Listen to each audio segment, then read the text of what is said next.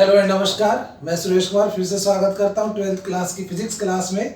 और पिछले वीडियो में हमने पढ़ा था motion of charge particle in magnetic field. Motion of charge particle in magnetic field perpendicular to the magnetic field enter करता था और कुछ एंगल बना के करता था। तो हेलिकल पाथ में था, एक में सर्कुलर पाथ में। तो आई होप आपने वो कर लिया होगा, समझ में आ गया होगा। आज हम इस यूनिट का सबसे इंपॉर्टेंट टॉपिक कर रहे हैं, चाहे कोई सा भी बोर्ड हो, स्टेट बोर्ड हो या सीबीएसई बोर्ड हो, एक ऐसा टॉपिक करने जा रहे हैं जो 101% एग्जाम में आता ही आता है और 5 मार्क्स में आते हैं, 5 मार्क्स में। ठीक है, तो इस टॉपिक को आप अच्छे से समझें और ये नोट कर ले कि ये एग्जाम में जरूर आएगा और आपके 5 मार्क्स पक्के हैं यदि आप इसको अच्छे से कर लेते हैं तो 101% एग्जाम में आता है। तो ये जो टॉपिक है इसका नाम है साइक्लोट्रॉन। साइक्लोट्रॉन इस टॉपिक का नाम है। ओके, तो हम इसको पढ़ेंगे अभी। इसमें इसका प्रिंसिपल, इसकी डेफिनेशन, इसका कंस्ट्रक्शन, इसका डायग्राम जो कि बहुत इंपॉर्टेंट है, इसकी वर्किंग और एक एक्सप्रेशन है जो कि हम पहले भी कर चुके हैं, सेम उसी तरह का एक एक्सप्रेशन है। तो चलिए हम साइक्लोट्रॉन शुरू करते हैं। उससे पहले यदि आपको मेरी वीडियो पसंद आ रही है तो आप ज़्यादा से ज़्यादा सब्सक्राइब करें, सब्सक्राइब बटन प्रेस करें, बेल आइकन दबाएं और शेयर करें। ओके, तो चलिए अब हम अपना टॉपिक शुरू करते हैं। साइक्लोट्रॉन। साइक्लोट्रॉन एक ऐसा डिवाइस होता है, डेफिनेशन में बता देता हूं। It is a device used to accelerate heavy positive charge particles like proton, alpha particles and ions. तो ये पॉजिटिव चार्ज पार्टिकल जैसे प्रोटॉन हो गया, अल्फा पार्टिकल है, कोई आयंस है, उनको एक्सेलरेट मतलब उनको ज्यादा से ज्यादा काइनेटिक एनर्जी देने के लिए, उनको स्पीड देने के लिए यूज होते हैं। ज्यादा से ज्यादा स्पीड दे सकते हैं आयंस को, चार्ज पार्टिकल्स को काइनेटिक एनर्जी दे सकते हैं। ठीक है, तो use to accelerate the particle, charge particles. Principle क्या है? A charge particle can be accelerated to very large energy by applying small oscillating electric field. ये इसका प्रिंसिपल है कि एक चार्ज पार्टिकल को हम काफी लार्ज एनर्जी दे सकते हैं, काइनेटिक एनर्जी दे सकते हैं, स्पीड दे सकते हैं, उसे काफी ज्यादा स्पीड तक एक्सेलरेट कर सकते हैं। कैसे? बाय अप्लाई करके। क्या? Small oscillating electric field. Small electric field की वैल्यू और ऑसिलेटिंग का मतलब जिसकी डायरेक्शन बदलती रहे, पीरियोडिकली डायरेक्शन बदलती रहे। Small oscillating electric field and a magnetic field, और एक मैग्नेटिक फील्ड भी देंगे।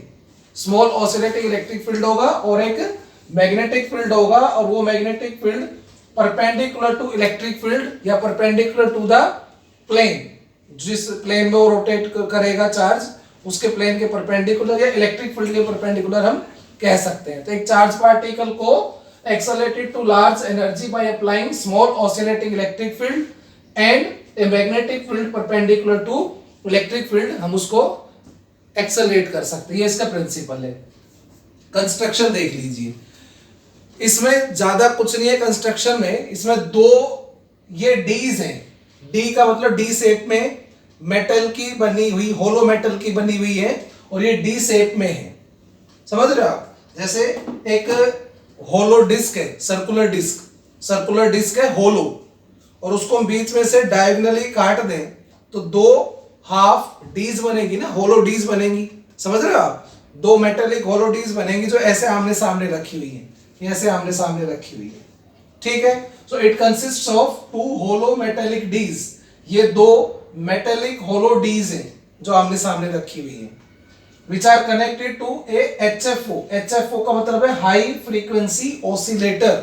मैंने लिखा हुआ भी है यहाँ पे, हाई फ्रीक्वेंसी ऑसिलेटर, जो किसका काम करता है? वो ऑसिलेटिंग फील्ड देगा।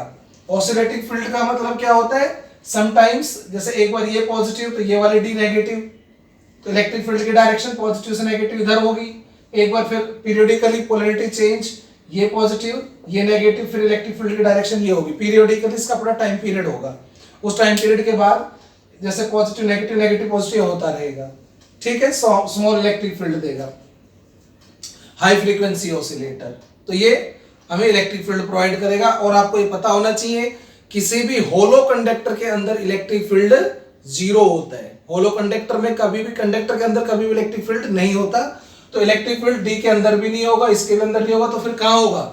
दोनों डी के बीच का जो गैप है ना, क्योंकि इस डी को जैसे पॉजिटिव पोलैरिटी दे रखी, इसको नेगेटिव, तो इनके बीच में इलेक्ट्रिक फील्ड होगा गैप में, दोनों डी के बीच में जो गैप है वहां पर इलेक्ट्रिक फील्ड होगा। और वहीं पे उस गैप में वो चार्ज हमने रखा हुआ है, जिस चार्ज को हमने एक्सेलरेट करना है, जिस चार्ज को हमने एक्सेलरेट करना है वो दोनों डीज के बीच के गैप में रखा हुआ है, ठीक है। और ये जो डी है ये किधर रखी हुई है? ये डी दोनों दो मैग्नेटिक पोल्स, ऊपर नॉर्थ पोल नीचे साउथ पोल, उनके बीच में रखी हुई है। जैसे ये दोनों डीज है, दोनों के प्लेन है, ये ऊपर नॉर्थ पोल नीचे साउथ पोल, समझ गए?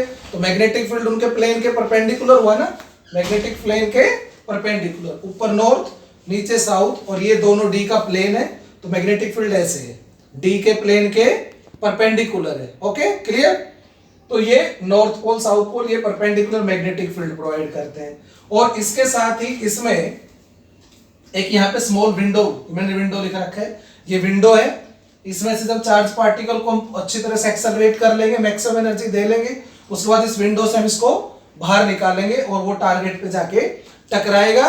ये था इसका कंस्ट्रक्शन, जो कि मैं आपको इसमें मैंने लिख भी दिया है और मैंने आपको समझा भी दिया है, ठीक है। अब मैं बताता हूं इसकी वर्किंग, तो वर्किंग मैं बता रहा हूं, आप बने रहें। अब हम इसकी वर्किंग पढ़ेंगे बेटा, कि इसकी वर्किंग कैसे होगी। तो देख लीजिए, बहुत आसान सी है, कि जैसे ये ऑन करेंगे हाई फ्रीक्वेंसी ऑसिलेटर को, तो मान लो शुरू में जैसे ये पॉजिटिव है और ये नेगेटिव है, इसको पॉजिटिव पोलैरिटी, इसको नेगेटिव, तो इलेक्ट्रिक फील्ड की डायरेक्शन किधर होगी? इधर से उधर, D1 से D2 की तरफ। तो जैसे इलेक्ट्रिक फील्ड गैप में सेटअप होगा, तो इस चार्ज पार्टिकल पे, ये जो चार्ज पार्टिकल है ना यहाँ पे, इसके ऊपर फोर्स लगेगा इलेक्ट्रिक फील्ड के अलोंग, पॉजिटिव चार्ज है तो इलेक्ट्रिक फील्ड है, पॉजिटिव से नेगेटिव, D1 से D2 उधर फोर्स लगेगा। जैसे ही फोर्स लगेगा, चार्ज पार्टिकल रेस्ट से एक्सेलरेट होगा और स्पीड एक्वायर करेगा, रेस्ट से एक्सेलरेट होकर स्पीड एक्वायर करेगा। जैसे स्पीड मिलेगी वो D2 के अंदर चला जाएगा। अब D2 एक हॉलो कंडक्टर है, उसमें तो इलेक्ट्रिक फील्ड होता नहीं, इलेक्ट्रिक फील्ड होगा नहीं तो फोर्स तो उस पर कंटिन्यू लगेगा नहीं, तो फोर्स सिर्फ कब लगेगा? जब गैप में होगा। तो जैसे गैप में आया फोर्स लगा, फोर्स लगते के साथ एक्सेलरेट हुआ, मतलब स्पीड एक्वायर की। जैसे स्पीड एक्वायर करी तो अंदर तो फील्ड है नहीं हॉलो कंडक्टर के, तो जिसके कारण ये सीधा चलना चाहेगा।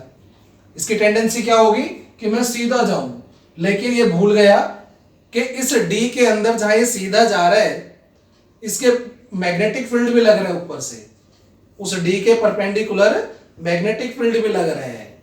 तो वेलोसिटी इधर थी, मैग्नेटिक फील्ड नीचे लग रहे हैं, तो देखो Q उधर जा रहे हैं, V उधर, B नीचे, तो V क्रॉस B, तो फोर्स लगेगा, उसकी वेलोसिटी के परपेंडिकुलर जो फोर्स लगेगा तो वो सीधा ना जाके सर्कुलर पाथ में घूमेगा। आपको बता रखा है कि मूविंग चार्ज पे जो मैग्नेटिक फोर्स लगता है, जिसकी वैल्यू क्या होती है? QVB sin थीटा, वो वेलोसिटी के परपेंडिकुलर होता है, जिसके कारण चार्ज सीधा ना जाके एक सर्कुलर पाथ में घूम के गैप में आ जाएगा। मैग्नेटिक फील्ड के फोर्स की वजह से वो सीधा ना जाके एक सर्कुलर पाथ, क्योंकि मैग्नेटिक फील्ड का फोर्स सेंट्रीपिटल फोर्स प्रोवाइड करता है, बता रखा है आपको, तो वो ऐसे घूम के गैप में आ जाएगा। तो जो भी रेडियस होगी उसकी, और जैसे ही ये गैप में आएगा, अब ध्यान से सुनना, जैसे ही सर्कुलर पाथ ट्रेवल करके गैप में आएगा, सेम उसी टाइम पे, exactly in the same time, polarity get change.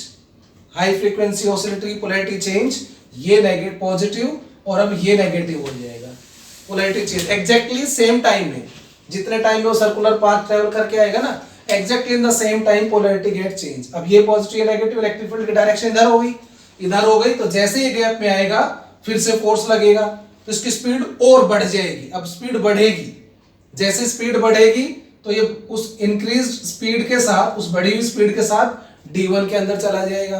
अब D1 के अंदर भी इलेक्ट्रिक फील्ड तो है नहीं, लेकिन स्पीड बढ़ गई और चाहेगा क्या कि मैं सीधा चला जाऊं, लेकिन मैग्नेटिक फील्ड का फोर्स उसे सेंट्रीपिटल फोर्स प्रोवाइड करेगा और वो एक लॉन्गर रेडियस का पाथ ट्रेवल करके वापस से गैप में आ जाएगा। मैग्नेटिक फील्ड के फोर्स के कारण वो लॉन्गर, पहले से रेडियस बढ़ जाएगी क्योंकि स्पीड बढ़ गई ना, तो रेडियस भी बढ़ जाएगी और वो गैप में आ जाएगा। और टाइम कितना लगेगा उसको गैप में आने में? सेम वही जो पहले इसको यहां से यहां तक आने में लगा था, सेम टाइम अब लगेगा। हालांकि रेडियस बढ़ गई है तो पाथ भी बढ़ा है ना, लेकिन स्पीड भी तो बढ़ गई। भाई रेडियस बढ़ी जिससे पाथ बढ़ा तो स्पीड भी तो बढ़ी है, तो टाइम उतना ही लगेगा। तो एग्जैक्टली सेम टाइम में ये गैप में आ जाता है और उसी टाइम में क्या हो जाता है, पोलैरिटी चेंज, ये पॉजिटिव ये नेगेटिव, पोलैरिटी चेंज। जैसे पोलैरिटी चेंज होगी, ये पॉजिटिव नेगेटिव, इलेक्ट्रिक फील्ड उधर हो गया, फिर से फोर्स लगेगा गैप में आते के साथ, फिर स्पीड और बढ़ेगी, स्पीड और बढ़ेगी, अंदर जाएगा तो लॉन्गर रेडियस, रेडियस भी बढ़ेगी और वो गैप में आता रहेगा। तो मैग्नेटिक फील्ड तो उसे क्या कर रहे हैं, बार बार में गैप में ला रहे हैं, और इलेक्ट्रिक फील्ड क्या कर रहा है, स्पीड बढ़ा रहे हैं। तो मैग्नेटिक फील्ड के कारण वो बार बार में गैप में आता रहेगा और इलेक्ट्रिक फील्ड उसकी स्पीड बढ़ाता रहेगा, रेडियस बढ़ती रहेगी, स्पीड बढ़ती रहेगी, रेडियस बढ़ती रहेगी, और फाइनली जब उसकी स्पीड मैक्सिमम हो जाएगी, मैक्सिमम कब होगी, जब वो सबसे आउटर रेडियस के पाथ में घूमेगा, उसकी स्पीड जब मैक्सिमम हो जाएगी तो उसे इस विंडो से घुमाकर बाहर फेंक दिया जाता है, किसके ऊपर, टारगेट के ऊपर, जो भी टारगेट है जहां पे भी उसको स्ट्राइक करना है। आई होप आपको ये वर्किंग समझ में आई, समझ लीजिए, इसमें कुछ नहीं है। इलेक्ट्रिक फील्ड तो स्पीड बढ़ाता है, इलेक्ट्रिक फील्ड तो दोनों डी के बीच में है, अंदर तो है ही नहीं, तो डी के बीच में जैसे चार्ज आता है उस पर फोर्स लगाता है, स्पीड बढ़ती है, और मैग्नेटिक फील्ड उसको घुमा के वापस गैप में लाता है। मान लो अंदर ही रह गया, मैग्नेटिक फील्ड नहीं हुआ तो अंदर ही रह जाएगा, वो तो अंदर सीधा चलता जाएगा और डी पे टक्कर मारेगा, तो उसका कोई फायदा नहीं, और यूनिफॉर्म स्पीड से जाएगा। तो मैग्नेटिक फील्ड उसको घुमा के वापस गैप में लाता है, और जैसे गैप में लाता है एग्जैक्टली सेम टाइम में पोलैरिटी चेंज हो जाती है। यहां पर आपको मैं बता दूं, सबसे छोटा रेडियस तो ये था ना, सबसे स्मॉल पाथ ये था, और सबसे लार्ज पाथ ये होगा। इन दोनों में टाइम सेम ही लगेगा, चाहे चार्ज पार्टिकल इसको ट्रेवल करके यहाँ पे आया था सेमी सर्कल को, और चाहे इसको ट्रेवल करके आते हैं, दोनों में टाइम सेम है। टाइम सेम क्यों है, क्योंकि यहाँ पे पाथ स्मॉल है तो स्पीड भी तो स्मॉल थी, और यहाँ पर पाथ लॉन्गर है तो स्पीड भी ज्यादा है, तो टाइम दोनों का सेम होगा। यानी कि टाइम पीरियड जो है उसका, किसका, घूमने का, इसका घूमने का टाइम पीरियड सेम रहेगा। वो रेडियस पे डिपेंड नहीं कर रहा कि कम रेडियस का है ज्यादा रेडियस का है, टाइम पीरियड उस पर डिपेंड नहीं कर रहा, ये हम प्रूव भी करेंगे और हम कर भी चुके हैं, ठीक है। और यहाँ पर रेजोनेंस हो रहा है, रेजोनेंस मतलब इसका घूमने का टाइम पीरियड और ऑसिलेटर के खुद का टाइम पीरियड, जो चेंज होने की, पोलैरिटी चेंज होने का टाइम पीरियड सेम है। जो टाइम पीरियड इसका है वही टाइम पीरियड इसका रिवॉल्यूशन का है ना, क्योंकि जितने टाइम में ये गैप में आता है उतने टाइम में ये पोलैरिटी चेंज करता है। तो time period of polarity change by the frequency oscillator and time period of oscillating revolving charge particle is same. Time period same मतलब फ्रीक्वेंसी सेम, यानी कि इसके घूमने की फ्रीक्वेंसी और इसकी फ्रीक्वेंसी सेम है, और जब दो फ्रीक्वेंसी मैच होते हैं तो इनको क्या बोलते हैं, रेजोनेंस। तो इसको रेजोनेंस बोलते हैं। तो कई बार क्वेश्चन आ जाता है कि how will you explain the resonance condition in cyclotron, तो आप बता देंगे कि इस रेजोनेंस कंडीशन का मतलब है यहाँ पे कि frequency of revolution of charge particle and frequency of high frequency oscillator is same. यदि ये मैच नहीं करेंगी ना तो एक्सेलरेट होगा ही नहीं। मान लो गैप में आ जाता है और उसी टाइम पे पोलैरिटी चेंज नहीं हुई तो एक्सेलरेट कैसे होगा। मान लो पॉजिटिव चार्ज घूम के इधर आ गया और अभी भी ये पॉजिटिव ही है तो रिपेल करके अंदर भगा देगा वो तो फ्रीक्वेंसी मैच होना बहुत जरूरी है। ये पूरी वर्किंग मैंने इसकी लिख दी है। अब मैं इसका एक छोटा सा डेरिवेशन कराऊंगा आपको कि हमें प्रूव करना है कि इसका टाइम पीरियड या इसकी फ्रीक्वेंसी जो है वो इसकी रेडियस पे या स्पीड पे डिपेंड नहीं करती। ये हम प्रूव करेंगे अभी।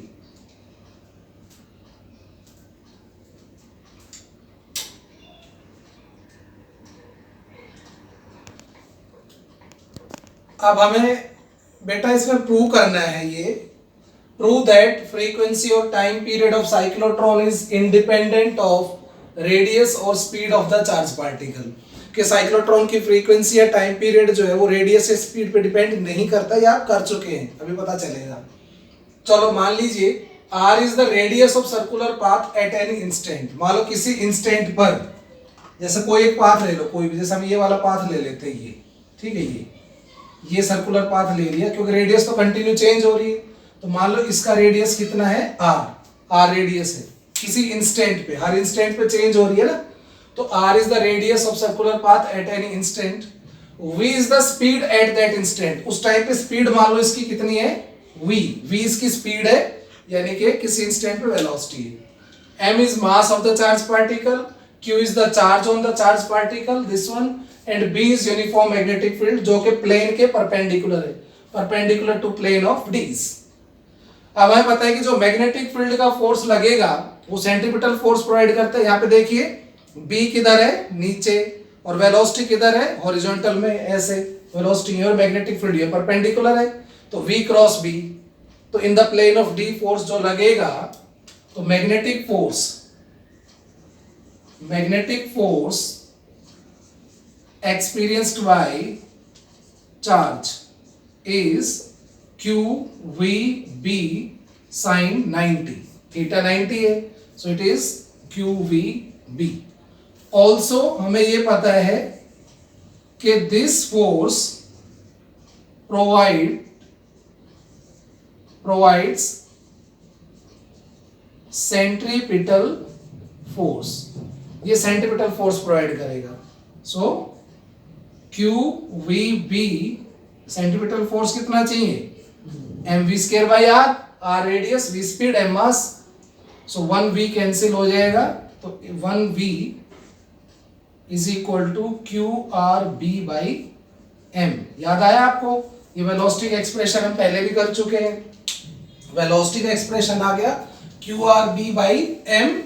अब यहां से हम टाइम पीरियड निकाल लेंगे, तो v is equal to QRB by m, v is equal to r omega, angular velocity और लीनियर वेलोसिटी का रिलेशन होता है ना, v is equal to r omega, r radius, omega angular velocity, is QRB by m। एक r cancel हो गया, omega मतलब 2 pi new, आपको पता होना चाहिए कि v is equal to r omega, और ओमेगा क्या होता है 2 पाई न्यू, या ओमेगा को हम 2 pi by t time period भी कह सकते हैं। So 2 pi nu is equal to QB upon m, and frequency is QB upon 2 pi m।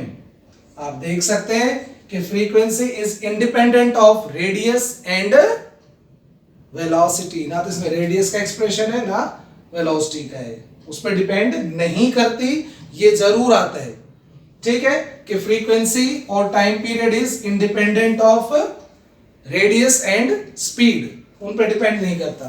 Frequency ये है तो टाइम पीरियड क्या होता है, रेसिप्रोकल ऑफ फ्रीक्वेंसी, यानी कि 2 पाई m अपॉन QB। तो ना तो टाइम पीरियड और ना ही फ्रीक्वेंसी रेडियस और स्पीड पे डिपेंड नहीं करते, ये इंडिपेंडेंट है। किस पे डिपेंड करते हैं, पहले मैंने बताया था आपको, frequency depends upon Q by m, Q by m पे डिपेंड करते हैं, जिसे हम क्या कहते हैं, specific charge, charge to mass ratio, ये जितना ज्यादा होगा फ्रीक्वेंसी उतनी ज्यादा होगी, ठीक है। काइनेटिक एनर्जी पार्टिकल की half m v square, v speed है, तो जिस इंस्टेंट पे r रेडियस है उस इंस्टेंट पे स्पीड कितनी है ये हम निकाल चुके, QRB बाई m का whole square, v square. So kinetic energy is half m q square r square b square upon m square, so it becomes q square r square b square by 2m। ये kinetic energy. Kinetic energy maximum कब होगी, q constant, b constant, m constant, तो बचा क्या, r radius जो लगातार change हो रही है। तो जब रेडियस मैक्सिमम होगी तो काइनेटिक एनर्जी मैक्सिमम, रेडियस मतलब जो वो सबसे आउटर सर्कुलर पाथ में रिवॉल्व करेगा। सो k is maximum when r is maximum. मान लो r की मैक्सिमम वैल्यू r नॉट है, तो d की रेडियस हो जाएगी ना एक तरह से, इस d की सर्कुलर जो डिस्क है, इस d है, इसी की रेडियस के बराबर, तो r नॉट, तो maximum kinetic energy q square r not square b square by 2m, ये मैक्सिमम काइनेटिक एनर्जी आ जाएगी, और वो फ्रीक्वेंसी का एक्सप्रेशन। एक इसके अंदर मैं दो चीज और बताऊंगा, लिमिटेशन हो रही है इसकी, साइक्लोट्रॉन की लिमिटेशंस क्या क्या है वो भी अब आप देख लीजिए। आई होप आपको ये समझ में आ गया, ये डेरिवेशन जरूर आता है। अब इसकी लिमिटेशंस हैं, क्या क्या लिमिटेशन मतलब क्या कमियां है इसकी, तो देखिए लिमिटेशन ऑफ साइक्लोट्रॉन, कई बार तो सिर्फ लिमिटेशन से ही एक 2 नंबर का क्वेश्चन आ जाता है। क्या क्या लिमिटेशंस है वो सुन लीजिए। ये बहुत इंपॉर्टेंट टॉपिक है, बार बार बता रहा हूं, ये पूरा ना आके कई बार पार्ट्स में आ जाता है, खाली ये आ जाएगा prove that frequency of cyclotron is independent of radius and speed, यही आ गया। कई बार पूछेगा लिमिटेशंस बताइए, कई बार पूछेगा कि why can not we accelerate electron, तो मैं लिमिटेशंस बता रहा हूं इसकी, सुन लीजिए। It can not be use to accelerate neutral particles, neutral particle को तो एक्सेलरेट कर ही नहीं सकता, यहाँ पे न्यूट्रल पार्टिकल रखोगे उस पर इलेक्ट्रिक फील्ड का फोर्स नहीं लगेगा, तो न्यूट्रल पार्टिकल्स लाइक न्यूट्रॉन आप एक्सेलरेट नहीं कर सकते। दूसरा, लाइट नेगेटिव पार्टिकल्स जो स्मॉल मास, जिनका मास नेग्लिजिबल, इलेक्ट्रॉन का मास बहुत कम होता है, नेग्लिजिबल होता है, negative charge particles like electron can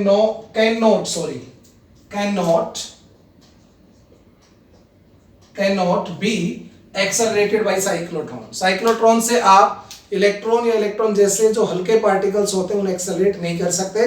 कई बार क्वेश्चन आ जाता है कि why can not we use cyclotron to accelerate electron, क्यों नहीं कर सकते, तो उसका एग्जांपल, उसका मैं एक्सप्लेनेशन बता रहा हूं क्यों नहीं कर सकते। तो अभी आपने देखा था टाइम पीरियड क्या आया था इसका, 2 पाई m अपॉन QB, ये टाइम पीरियड था। अब as time period is this and mass of electron is very very small, almost negligible, तो आप देख सकते हैं मास इज वेरी स्मॉल, तो time period will be very small, so time period is also very very small, मतलब वो भी क्या होगा, नेग्लिजिबल। तो टाइम पीरियड नेग्लिजिबल होगा तो वो क्या होगा, वो गैप में आके बैठ जाएगा, पहले घूम के, टाइम पीरियड बहुत कम है ना, तो गैप में आ जाएगा, पोलैरिटी चेंज होगी भी नहीं, जबकि उसको आना कितने टाइम में चाहिए, एग्जैक्टली उतने टाइम में जितने टाइम में पोलैरिटी चेंज होती है, उसकी फ्रीक्वेंसी और हाई फ्रीक्वेंसी ऑसिलेटर की सेम होनी चाहिए, तो गैप में पहले आके बैठ जाएगा, तो फिर वो एक्सेलरेट कैसे होगा। तो time period is very also very very small, so it reaches in gap before polarity get change, और वो पहले ही गैप में आ जाएगा।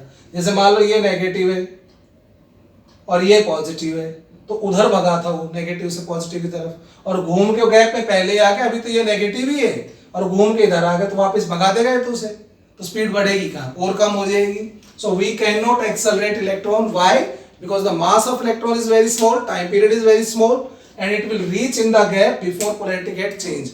और इतने कम टाइम पीरियड इतना कम है इसका कि फ्रीक्वेंसी बहुत ज्यादा होगी, और इतनी ज्यादा फ्रीक्वेंसी का तो हाई फ्रीक्वेंसी ऑसिलेटर हम ले भी नहीं पाएंगे, ठीक है, तो इसलिए हम नहीं कर सकते। और जो थर्ड जो इसका लिमिटेशन है कि हम किसी भी चार्ज पार्टिकल को एक लिमिट से ज्यादा एक्सेलरेट नहीं कर सकते, we can not accelerate any charge particle beyond certain limit. Third जो है इसका कि we can not accelerate any charge beyond a certain limit, एक लिमिट से ज्यादा हम उसको एक्सेलरेट नहीं कर सकते। क्यों, आपको पता होगा theory of relativity, m is equal to m not upon under root 1 minus v square by c square. M not यहां पर क्या है, रेस्ट मास, c क्या है यहां पे, स्पीड ऑफ लाइट, और v क्या है, स्पीड ऑफ चार्ज पार्टिकल। तो जब कोई चार्ज पार्टिकल जिसका मास, रेस्ट मास m नॉट है, जो रेस्ट में उसका मास m नॉट है, और जब वो v वेलोसिटी से दौड़ता है, उसकी स्पीड जब v हो जाती है, and this v is very large, v is very large, मतलब v is very comparable to the speed of light, speed of light के कंपेरेबल हो जाती है, काफी ज्यादा हो जाती है, तो थ्योरी ऑफ रिलेटिविटी कहती है कि उसका मास जो होगा ना वो ये होगा और वो बढ़ जाएगा। According to theory of relativity, when charge particle moves with speed, very large speed comparable to the speed of light, किसी भी चीज का, जब किसी भी चीज की जो स्पीड बढ़ जाती है ना वो comparable to the velocity of light हो जाती है, तो थ्योरी ऑफ रिलेटिविटी के अकॉर्डिंग उसका मास बढ़ जाता है।